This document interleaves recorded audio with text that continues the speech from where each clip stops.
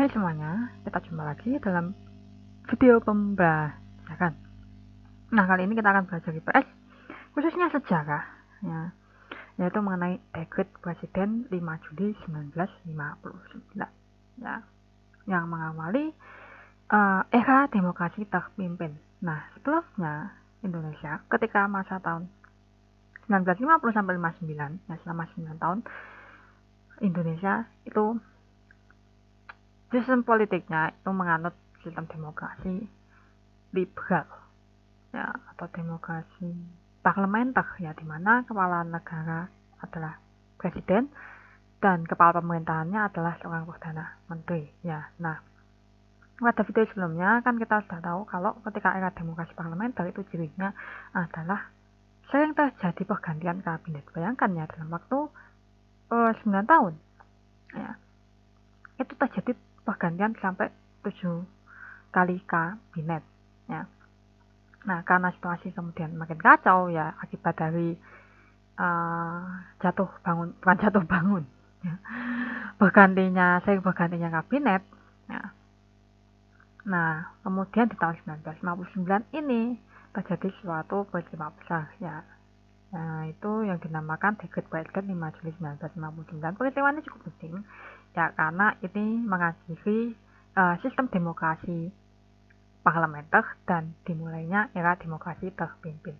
Nah, mengapa sih kok sampai presiden ini mengeluarkan dekret,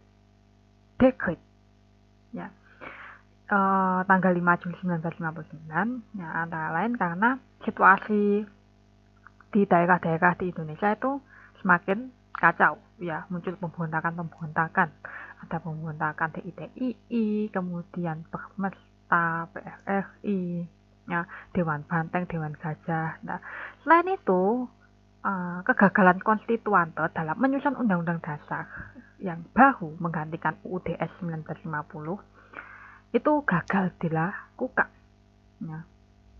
Nah, di sini akhirnya presiden itu punya inisiatif untuk mengeluarkan dekret.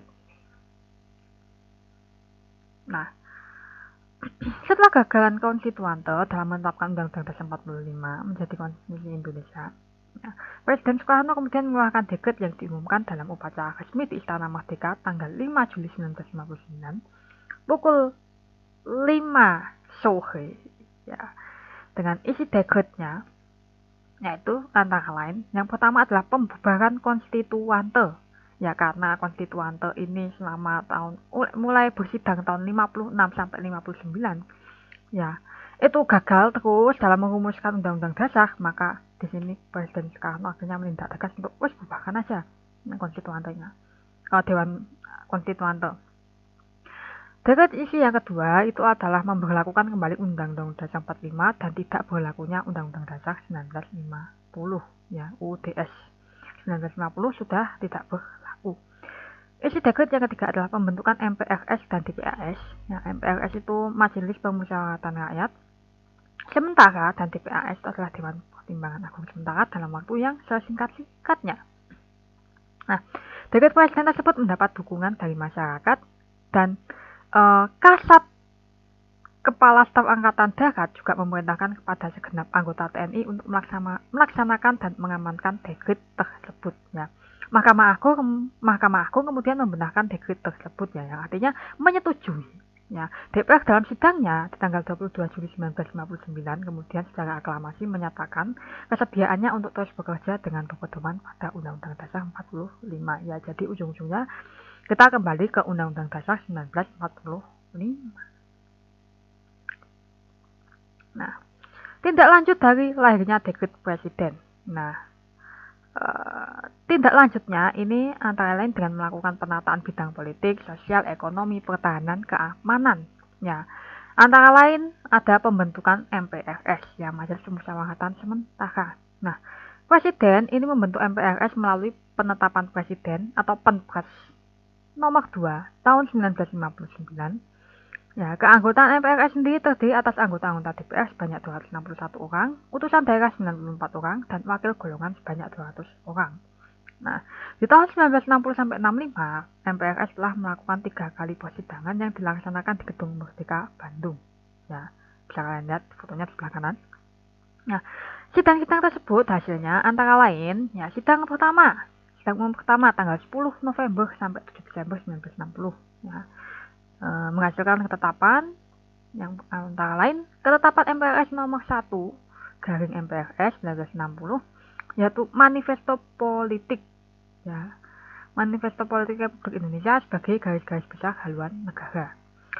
Ketetapan yang kedua adalah MPRS nomor 2 MPRS 1960 tentang garis-garis pola pembangunan nasional semesta berencana tahapan pertama 1961 sampai 1969. Lalu sidang umum yang kedua berlangsung 15 sampai 22 Mei 1963 yang menghasilkan ketetapan MPRS nomor 3 garing MPRS garing 1963 tentang pengangkatan Presiden Soekarno ya, atau mandataris MPRS menjadi presiden seumur hidup. Lalu sidang umum yang ketiga berlangsung 11 sampai 16 April 1965 yang menghasilkan ketetapan MPRS nomor 5 MPRS garing 1965 tentang pidato Presiden Soekarno yang berjudul Berdiri di atas kaki sendiri atau berdikari sebagai pedoman revolusi dan politik luar negeri Indonesia. Selanjutnya adalah pembentukan DPAS. Nah, DPAS ini dibentuk berdasarkan penetapan Presiden nomor 3 tahun 1959. Nah, beberapa hal yang penting ya, yang perlu diketahui dari DPAS ini. Yang pertama, anggota DPAS diangkat dan diberhentikan oleh Presiden. Yang kedua, tugas DPAS adalah memberi jawaban atas pertanyaan Presiden dan mengajukan usul kepada pemerintah. Yang ketiga, anggota DPAS sebanyak 45 orang yang terdiri dari wakil golongan politik, urusan daerah, wakil golongan, dan seorang ketua. Yang keempat, DPAS dipimpin oleh Presiden sebagai ketua. Yang kelima, sebelum memangku jabatan, wakil ketua dan anggota DPAS mengangkat sumpah atau janji di hadapan Presiden. Lalu pembentukan DPR-GR, Dewan Perwakilan Rakyat Gotong Royong, ya, yang dibentuk melalui Penpres penetapan Presiden nomor 4 tahun 1960. Parlemen ini dibentuk menggantikan DPR hasil pemilu 1955 yang dibubarkan sejak 5 Maret 1960 karena berselisih dengan pemerintah mengenai Rencana Anggaran Pendapatan dan Belanja Negara (RAPBN) untuk tahun 1961. Pada saat itu DPR menolak mengesahkan RAPBN tersebut. Komposisi keanggotaan DPR-GR tidak didasarkan atas pertimbangan kekuatan partai yang dihasilkan pemilu, melainkan sudah diatur sedemikian rupa oleh Presiden. Semua anggota DPR-GR diangkat oleh Presiden sebanyak 283 orang yang terdiri dari 153 anggota mewakili partai politik dan 130 anggota mewakili golongan tertentu. Nah, menurut Penpres nomor 32 tahun 1964, ya, DPR-GR ini merupakan pembantu Presiden menurut bidangnya masing-masing. Salah satu kewajiban pimpinan DPR-GR ya, baik ketua maupun wakil ketua, yaitu memberikan laporan kepada Presiden dalam kurun waktu tertentu. Tentu saja, ya, ketentuan yang dibentuk oleh Soekarno ini jelas menyimpang ya, dari ketentuan yang dirumuskan dalam naskah asli Undang-Undang Dasar 45, terutama pasal 5, pasal 20 dan pasal 21.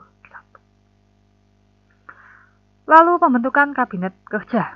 Ya, dengan berlakunya Undang-Undang Dasar 45, nah, Kabinet Juanda akan dibubarkan terhitung mulai 10 Juli 1959. Gantinya, ya, dibentuk kabinet yang Perdana Menterinya Presiden sendiri. Ya iyalah, kan pemegang kepala pemerintahannya kan kembali ke Presiden. Ya. Nah, sementara itu Insinyur Juanda tunjuk sebagai Menteri Pertama ya, dalam kabinet ini. Nah, kabinet baru ini dinamakan Kabinet Kerja ya, atau Kabinet Karya, kata menyebutnya orang. Dengan program sebagai berikut: mencukupi kebutuhan sandang pangan, menciptakan keamanan negara, melanjutkan perjuangan merebut Irian Barat. Yang terakhir adalah pembentukan Front Nasional. Nah, melalui penetapan Presiden nomor 13 tahun 1959 dibentuk Front Nasional pada 31 Desember 1959. Nah, lembaga ini merupakan organisasi massa yang berusaha memperjuangkan cita-cita proklamasi dan cita-cita bangsa yang terkandung dalam Undang-Undang Dasar 45. Front Nasional diketuai oleh Presiden Soekarno itu sendiri. Ya, wow, rangkap jabatan. Dan punya tujuan sebagai berikut. Nah, tiga ketika tujuannya menyelesaikan revolusi nasional Indonesia, melaksanakan pembangunan semesta nasional, dan mengembalikan Irian Barat ke dalam wilayah republik itu. Nah, jadi itu tadi penjelasan mengenai era demokrasi terpimpin, ya, khususnya dalam bidang politik dan pemerintahan, di mana di masa demokrasi terpimpin ini Soekarno itu benar-benar sebagai kekuatan tunggal, ya, karena pada era demokrasi terpimpin ini perlu kalian ketahui Muhammad Hatta itu mengundurkan diri dari wakil presiden, ya, karena sudah tidak sejalan lagi dengan Presiden Soekarno. Ya, oke. Itu tadi penjelasan mengenai era demokrasi terpimpin. Terima kasih sudah menyimak. Sampai jumpa pada video selanjutnya.